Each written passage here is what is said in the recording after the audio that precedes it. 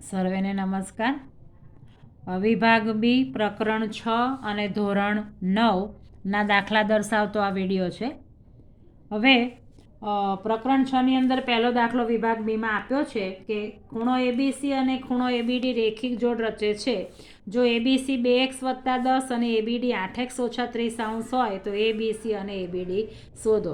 હવે રેખિક જોડ રચે છે એટલે આપણે જાણીએ છીએ કે એબીસી અને એબીડીનો સરવાળો 180 થાય. પાસેના ખૂણાને રેખિક જોડના ખૂણા કહેવાય અને રેખિક જોડના ખૂણાનો સરવાળો 180 થાય. હવે આપણે રકમમાં આપ્યું છે કે એબીસી બરાબર 2x + 10 એટલે એબીસી બરાબર 2x + 10 મૂકીએ અને આ છે 8x - 30. હવે 8x + 2x તો 8x ને 2x એટલે 10x અને -30 અને +10 તો 30માંથી 10 જાય તો 20 ને માઇનસ છે એટલે અહીંયા માઇનસની નિશાની આવશે.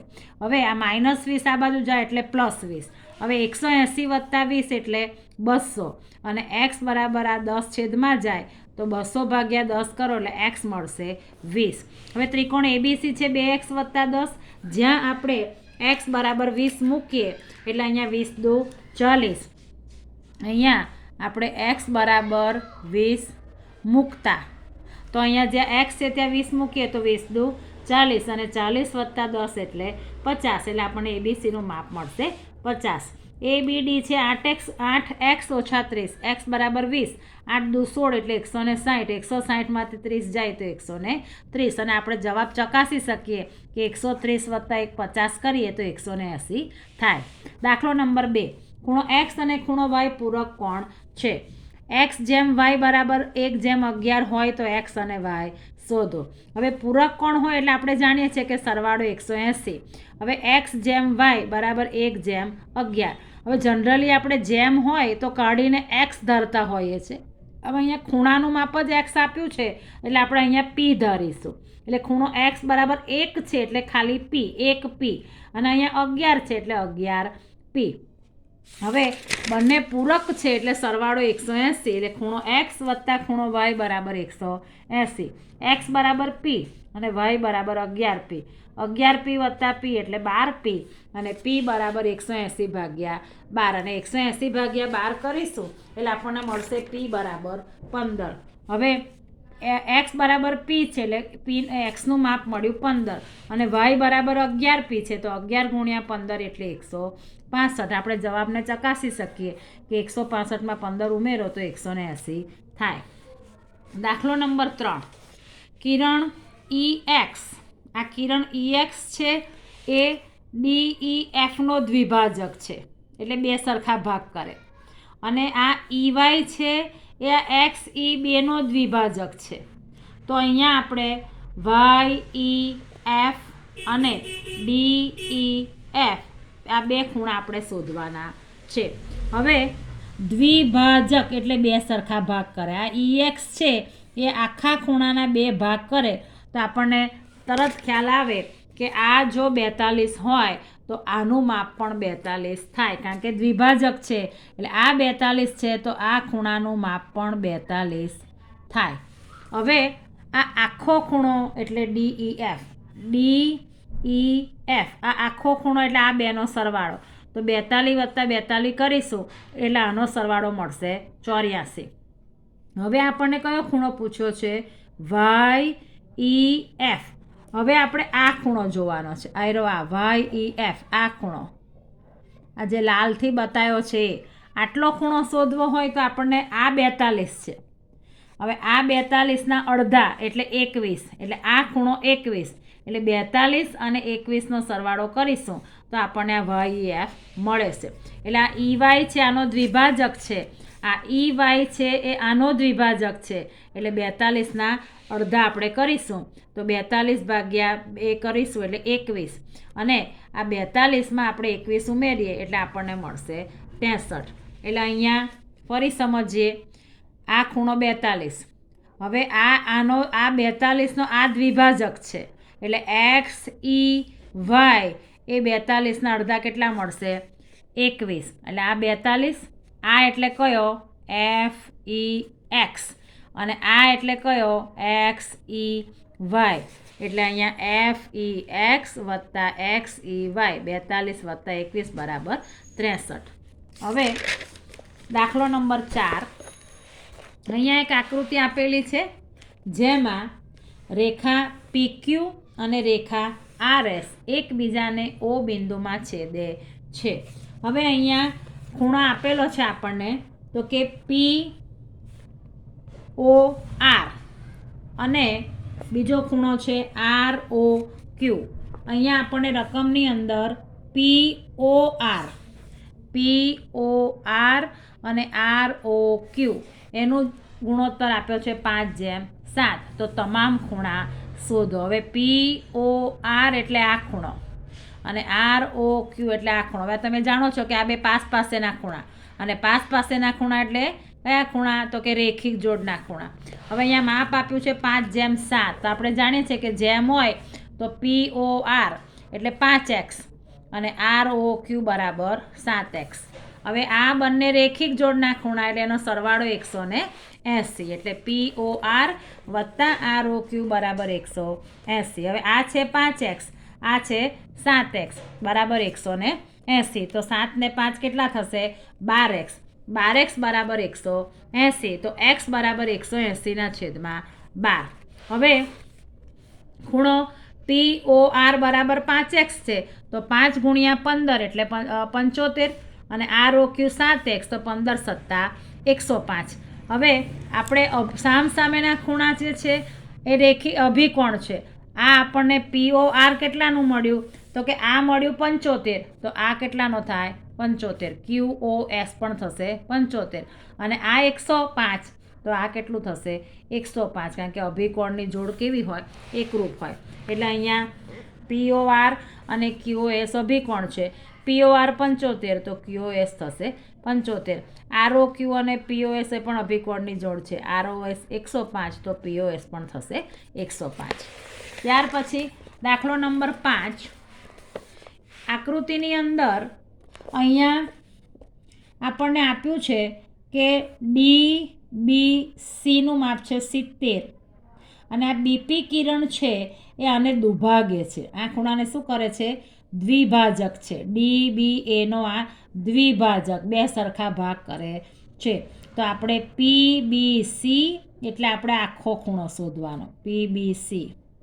અને બીજો વિપરીત PBD એટલે કે આ સિવાયનો આ બાકીનો ખૂણો શોધવાનો.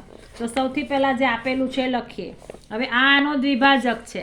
હવે આ બંને ખૂણા રેખિક જોડના ખૂણા, એટલે અહીંયા આ બંને એટલે કઈ રીતે લખાશે? ખૂણો DBC વત્તા ખૂણો DBA. અત્યારે આપણે આ BPને રહેવા દઈએ, આ નથી એવું આપણે માની લઈએ. તો આ બંને ખૂણા એ રેખિક જોડના ખૂણા DBC વત્તા DBA બરાબર 180. હવે આ 70 છે, તો આપણને DBA એટલે આપણને આખો ખૂણો કેટલાનો મળ્યો? 110નો. હવે 110ના અડધા એટલે આ આપણને કેટલાનો મળશે? 55. અહીંયા DBA 110 છે, તો PBD કેટલા થશે? 55. હવે આપણને આ ખૂણો મળ્યો 55. આ 55 થઈ ગયો અને આ 55 થઈ ગયો. હવે આપણને શું પૂછ્યું છે? રકમમાં શોધવાનું છે શું? PBC. આકૃતિમાં ધ્યાન આપજો.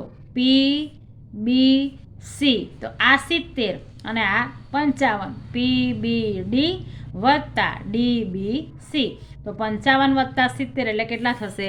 125. એટલે આપણને અહીંયા PBD વત્તા DBC મળશે 125.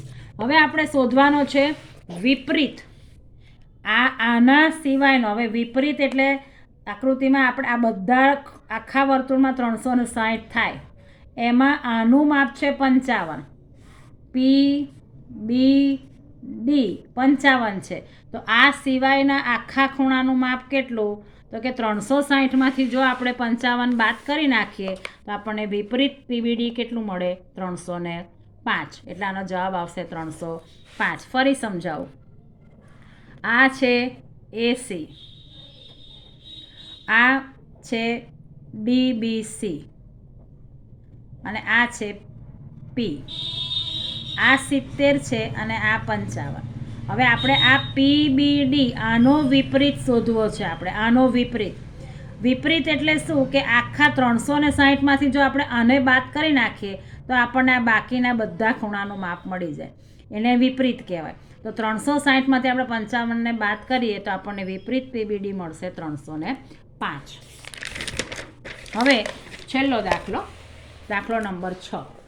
તો કે આકૃતિની અંદર AB રેખા અને CD રેખા એકબીજાને O બિંદુમાં છેદે છે. હવે એકબીજાને O બિંદુમાં છેદે છે. હવે આપણે ભણી ગયા છે કે આ જ્યારે બે રેખા એકબીજાને છેદે તો અહીંયા જે ખૂણા મળે અહીંયા આપણે આ AB, આ C અને આ D ઓમાં છેદે તો આ અભિકોણ થાય. સામેના ખૂણા કેવા થાય? અભિકોણ.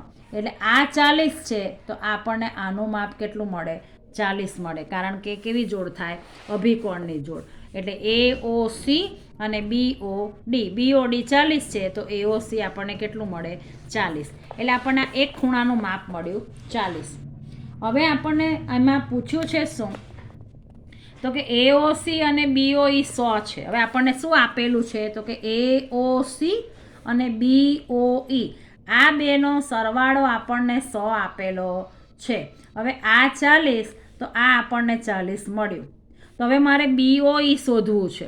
તો કે AOC અને BOE બરાબર 100 છે. એમાં આનું માપ મળ્યું 40 આ બાજુ જાય તો આપણને BOE કેટલાનો મળે? 60નો. એટલે આપણને આ 40 મળ્યું અને 100માંથી 40 જાય એટલે આપણને આ ખૂણો મળ્યો 60નો. BOE મળ્યો આપણને 60. હવે આપણને BOE શોધો તો BOE મળી ગયો. હવે વિપરીત COE. હવે આપણે આ ખૂણો શોધવાનો, આનો વિપરીત. તો બે રીતે શોધી શકાય. જો આ 40 અને આ 60.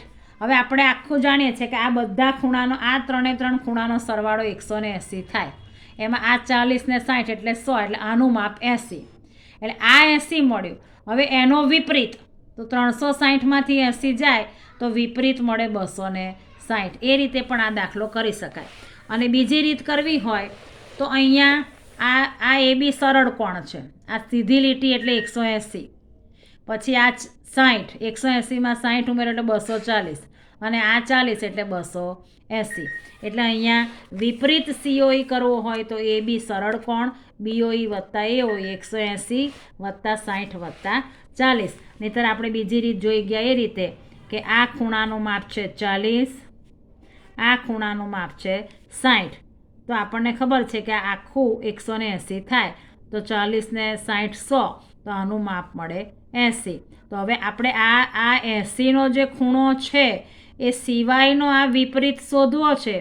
તો 360માંથી આપણે 80 બાદ કરી નાખીએ તો આપણને વિપરીત મળે 280. એટલે બીજી રીત કરવી હોય તો આ રીતે પણ કરી શકાય. નહીંતર આપણે અહીંયા આ 180, આ AB સરળ કોણ, આ 180 ગણી લીધા પછી વત્તા 40. આ એટલે કયો? AOC. અને આ એટલે કયો? BOE. તો 180 વત્તા 60 વત્તા 40 એટલે 280. વિડીયો ગમે તો લાઈક અને સબસ્ક્રાઈબ કરો, બેલ આઇકોન દબાવો અને લિંક બીજાને શેર કરો. Thank you very much.